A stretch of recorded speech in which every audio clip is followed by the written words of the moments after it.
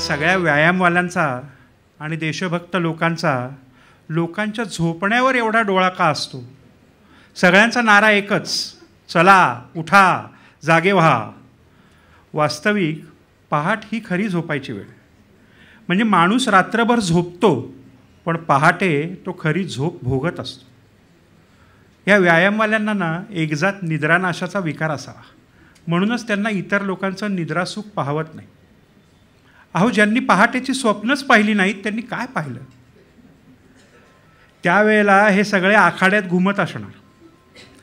पहिलवानांना तर आपण कुणाला तरी चारी मुंड्या चीत करत असल्याची स्वप्न पडत असावीत. किंबहुना मुंडी हा अवयव मुरगळणे किंवा चीत करणे याकरताच आपल्या धडाला जोडला गेलेला आहे, अशी काहीतरी त्यांची भावना असावी. शिरापेक्षा ह्याची धडाशी जवळीक अधिक. म्हणजे दंडातल्या बेटकुळ्या तयार करणं, पटात जोर आणणं, छातीचे भाते भक्कम करणं वगैरे क्रियांवर माझी कधीही भक्ती जडली नाही. याचं सगळ्यात मुख्य कारण म्हणजे ह्या सगळ्या उचापती पहाटे करायला लागतात. अहो, अधूनमधून पाहायला पहाट ही सुंदर गोष्ट आहे, किंबहुना ती अधूनमधूनच पाहावी. त्यातून व्यायामवाल्यांचा आणि सौंदर्याचा 36चा आकडा.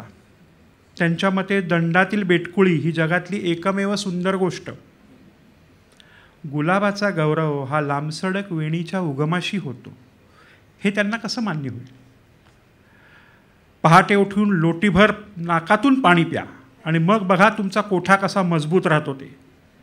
वास्तविक देवाने सोन्यासारखं तोंड दिलेलं असताना नागपुड्यातून पाणी ढोसावं हे पहिलं ज्या कुठल्या महाभागाला वाटलं असेल तो धन्य आहे.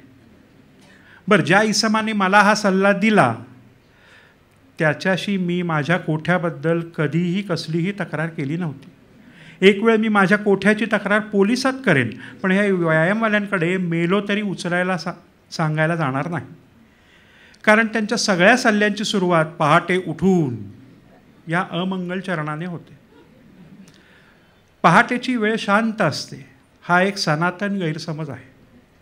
पहाटे उठायला लागणाऱ्याबद्दल माणूस जितका अशांत असतो तितका तो रात्रभर जागावं लागल्यानंतरही नसतो. अहो, पहाट पाहायचीच असेल तर ती रात्रभर जागून पाहावी. रात्री लवकर झोपून रेडीमेड पहाट बघण्यात काय मजा आहे? रात्रभर गाण्याच्या मैफिलीसाठी किंवा पत्त्यांसाठी जागून ज्या वेळेला पहाट दिसते त्यावेळी त्या पहाटेची चव कळते.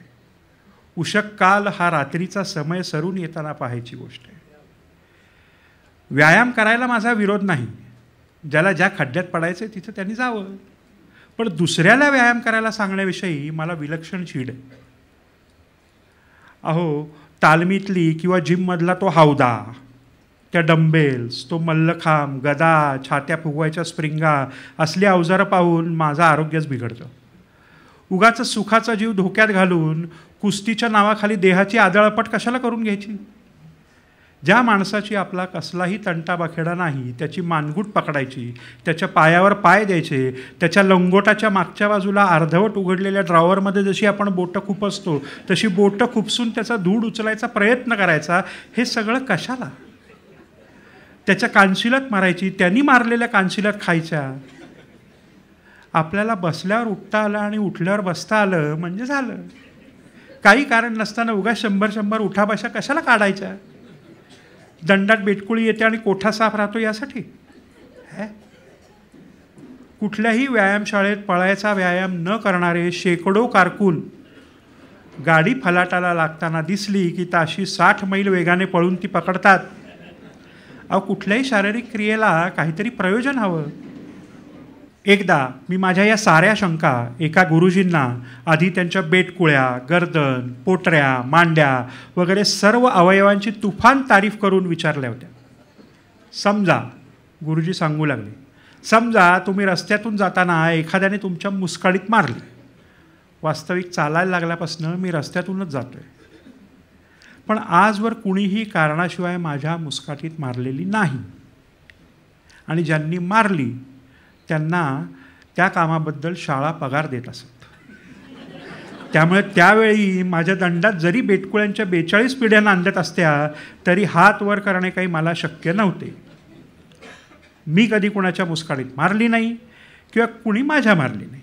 अशा परिस्थितीत बगलेत छत्री, हातात मेथीची जुडी ही घेऊन तुटत आलेल्या चपलेचा अंगठा घरी पोचेपर्यंत तरी न तुटो अशासारखा भाव सदैव चेहऱ्यावर असणाऱ्या मज पामरावर कुणीही केवळ ताकद आजमावण्यासाठी मुस्काडीत मारण्याचा का प्रयोग करेल असं मला नेहमी वाटत होतं. बोला की. गुरुजींच्या घनगर्जनेनी मी दचकून भानावर आलो. समजा तुमच्या थोबाडीत एखाद्याने हाणली. शब्द बदलून गुरुजींनी पुन्हा तोच प्रश्न केला होता. काय? समजा थोबाड फोडलंच तुमचं तर काय नुसतं गाल चोळीत बसाल?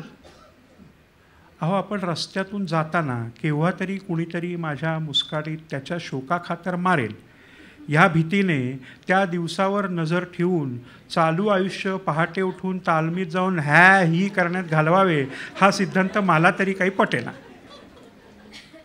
पुन्हा गर्जना झाली किंवा समजा एखाद्याने तुमच्या पेकाटात लाथ हाणली तर गुरुजींनी हाणण्याचे स्थळ आणि अवयव एवढाच फक्त बदलला होता.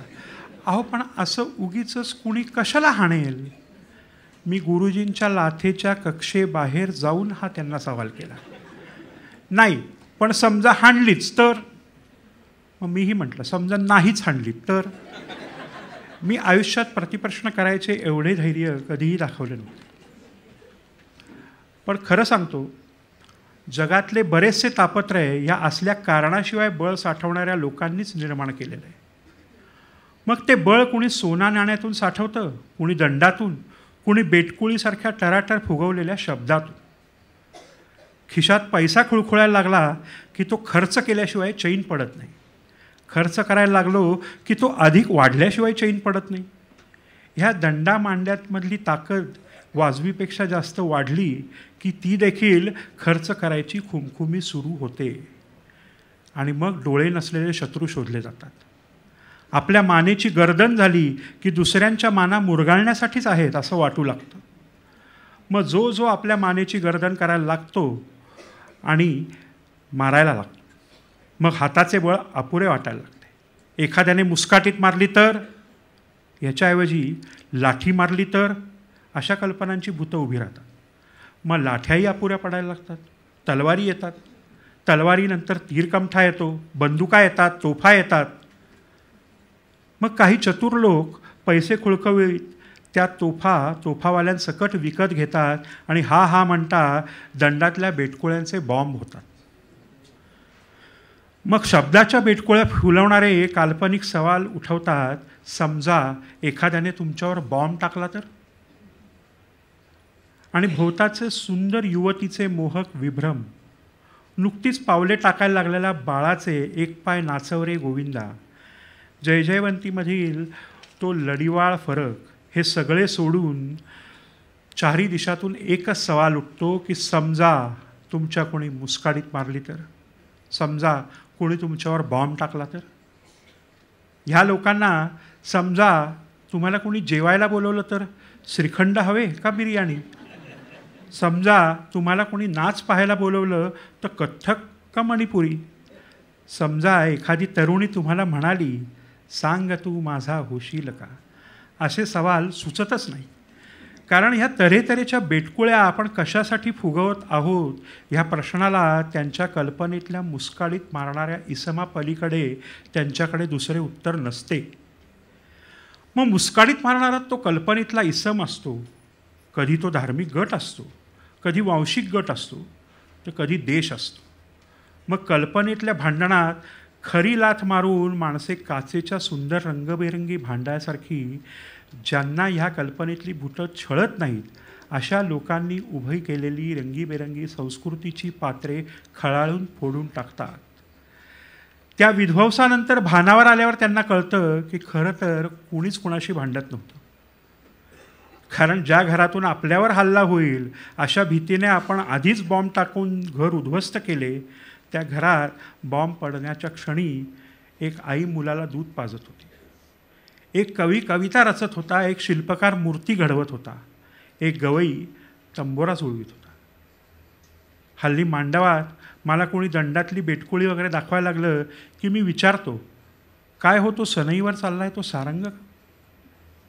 उगीचच वर्तमानपत्री आधारावर कुणी कुठल्या दंग्यात हिंदू अधिक मेले की मुसलमान याची चर्चा सुरू केली की मी चक्क अब्दुल करीम खा साहेबांची रेकॉर्ड लावतो, गोपाला मेरी करुणा क्यों नहीं आए, किंवा हरिभाऊ सवाई गंधर्वांच्या तू है मोहम्मदचा दरबार निजामुद्दीन सुजानी ह्या तानांनी खोली भरून टाकतो.